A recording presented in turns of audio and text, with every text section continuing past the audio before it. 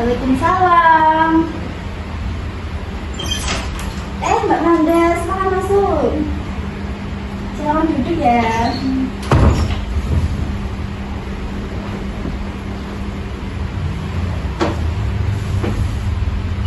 Bentar ya Mbak, Ibu rapikan dulu.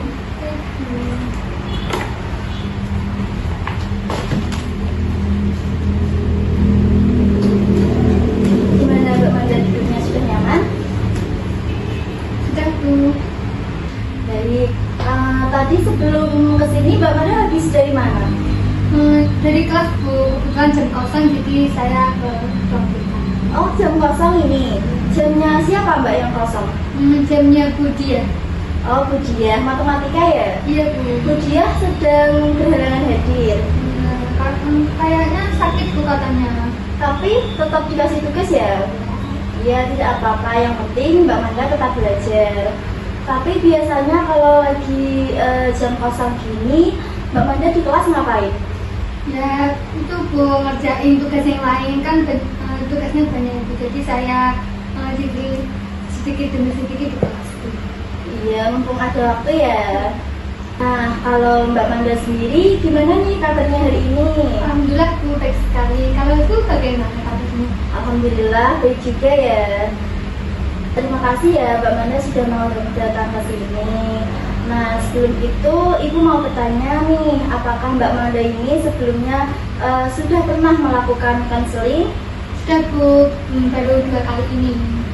Baik, berarti Mbak Manda ini sudah punya sedikit gambaran ya tentang konseling. Nah, tapi di sini Ibu akan mengulas kembali supaya kita sama-sama nyaman selama sesi ini berlangsung. Itu ya Mbak. Nah, jadi konseling itu merupakan proses pemberian bantuan dari konselor kepada konseli atau dari Ibu kepada Mbak Manda, yang dimana nanti seluruh keputusan itu tetap berada di tangannya Mbak Manda. Di sini Ibu hanya sebagai fasilitator saja yang mengarahkan Mbak Manda, membantu Mbak Manda, atau menemani menyelesaikan permasalahannya Mbak Manda, gitu ya. Nah, di dalam konseling ini ada yang namanya asas, yaitu ada asas kerahasiaan. Artinya semua yang Mbak Manda sampaikan di sini, Ibu akan jaga kerahasiaannya. Jadi nanti yang tahu hanya Ibu dan Mbak Manda saja. Lalu ada juga asas kesukarelaan. Tadi Mbak Manda datang ke sini sukarela ya? Iya, Bu. Alhamdulillah kalau sukarela. Soalnya itu Mbak, tidak semua siswa itu mau datang ke ruang BK atas kemauannya sendiri.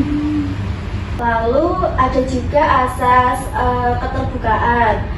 Jadi Ibu berharap selama sesi ini Mbak Manda itu bisa bercerita dengan jujur dan terbuka sesuai apa yang dirasakan, supaya di sini Ibu lebih mudah memahami kondisi Mbak Manda dan kita nanti bisa mencari solusi bersama, gitu ya? Baik, Bu. Oke, karena hari ini Mbak Manda mau konseling, kira-kira nanti Mbak Manda masuk lagi jam berapa?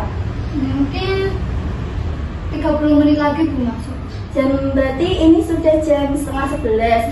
Berarti Mbak Manda masuk jam 11 ya? Iya. Baik, jadi masih ada waktu 30 menit, kita gunakan sebaik mungkin. Cukup ya? Cukup, Bu.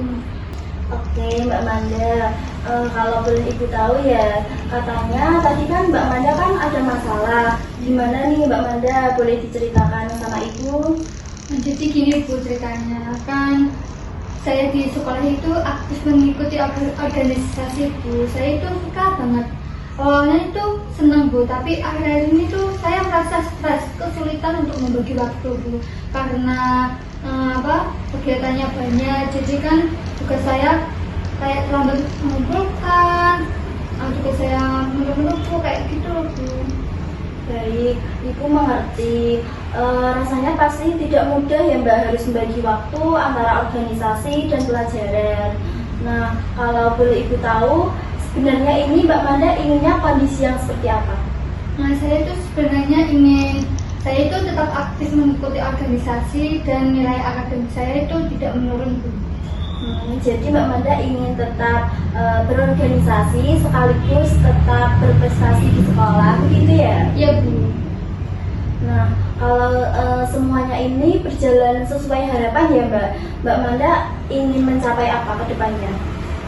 Saya ingin mencapai itu Bu, ya akademik saya itu bisa meningkat, bisa lebih bagus agar orang tua itu tetap bangga Bu sama saya, dan juga organisasi itu saya tetap aktif di sekolah.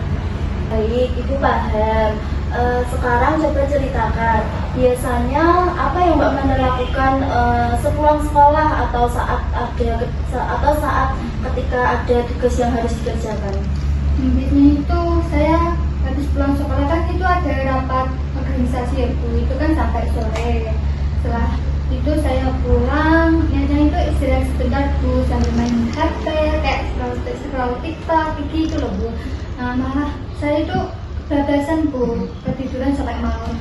Jadi tugas-tugas itu ketunda Bu menurutku.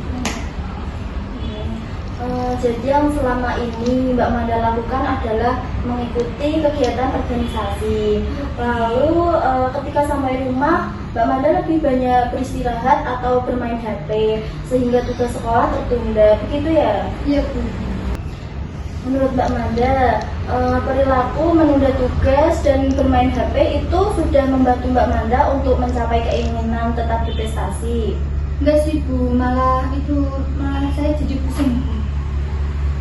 Terus kalau kebiasaan ini terus Mbak Manda lakukan, kira-kira apa dampaknya bagi Mbak Manda sendiri? Dampaknya itu nilai saya semakin turun Bu, dan saya itu kesulitan untuk mengejar pelajaran yang lain. Bagus ya, Mbak Manda itu sudah bisa melihat hubungan antara apa yang Mbak Manda inginkan dan apa yang ingin Mbak Manda dan apa yang selama ini Mbak Manda lakukan. Ya Bu. Sekarang kalau Mbak Manda ingin nilainya membaik tetapi tetap mengikuti organisasi ya, kira-kira rencana apa yang akan Mbak Manda lakukan mulai besok? Coba tulis di kertas ini ya Mbak. Baik Bu.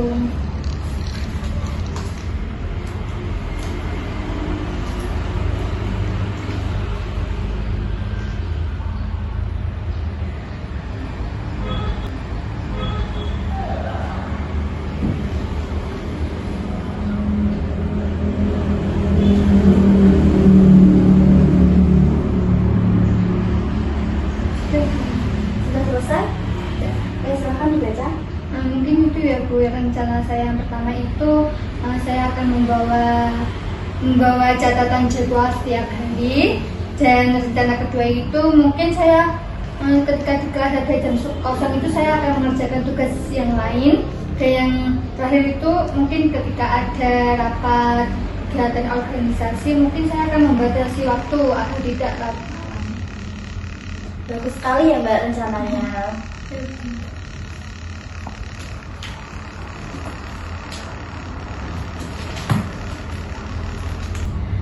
Dari beberapa rencana itu, mana yang paling bisa Mbak Manda pastikan untuk mulai dilakukan besok? Mungkin tidak Bu, saya akan mulai mengerjakan itu ketika ada jam kosong Bu. Seberapa yakin Mbak Manda bisa menjalankannya? Saya cukup yakin sekali Bu untuk mengerjakan yang rencana kedua itu. Bagus ya Mbak, itu senang melihat kesungguhan Mbak Manda. Ingat ya Mbak, perubahan itu tidak langsung harus sempurna. Yang penting Mbak Manda itu mau memulai dan berusaha konsisten menjalankan rencana yang sudah Mbak Manda buat tadi. Ya Bu, saya akan berusaha. Baik, setelah kita berdiskusi dan menemukan beberapa rencana yang bisa Mbak Manda lakukan, sekarang perasaan Mbak Manda gimana? Saya merasa lega Bu. Awalnya kan tadi saya bingung ya Bu, sekarang saya menjadi lebih tenang dan mempunyai gambaran untuk kedepannya harus bagaimana. Alhamdulillah ya Mbak kalau begitu. Menurut Mbak Manda, apa yang bisa Mbak Manda merasa lebih lega? Karena itu Bu, saya sadar kalau masalahnya itu bukan di organisasi saja, tapi saya itu perlu membagi waktu dan mengurangi kebiasaan menunda tugas. Bagus, itu senang Mbak Manda menyadari hal itu. Baik, sekarang kita Wah, nggak ngerasa juga ya Mbak, waktu kita juga sudah hampir habis. Iya. Dan sebentar lagi Mbak Manda juga ada pelajaran ya. Sebelum kita akhiri pertemuan hari ini, apa hal penting yang Mbak Manda bisa dapatkan dari pertemuan hari ini?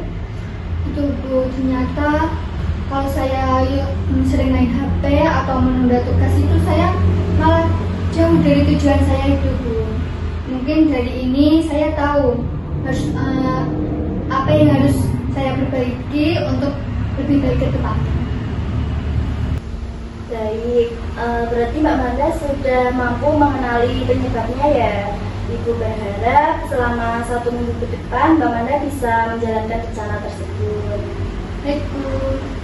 Nah, minggu depan kita ketemu lagi di hari apa? Mungkin di hari ini kan hari Senin ya Bu. Iya, hari Mungkin Senin. Senin depannya Bu. Senin depan di jam yang sama ya Mbak. Ibu mau lihat perkembangan Mbak Manda. Jika Mbak Manda ini masih ada masalah, Mbak Manda boleh datang lagi ke ruang BK. Baik Bu, terima kasih atas bantuannya dan masukannya Bu. Sama-sama Mbak Manda, tetap semangat ya mengikuti organisasi dan jangan lupa meluangkan waktu untuk belajarnya juga. Ya Bu, saya akan berusaha lagi. Baik kalau begitu, terima kasih ya Mbak Manda sudah mau datang ke ruangan BK ini. Baik Bu. Habis ini Mbak Manda mau kemana? Saya mau ke kantin dulu ya Bu. Oh, istirahat ya? Ya, jadi saya pamit undur diri ya Bu. Iya, terima kasih. Saya antar ya Mbak. Assalamualaikum Bu. Waalaikumsalam.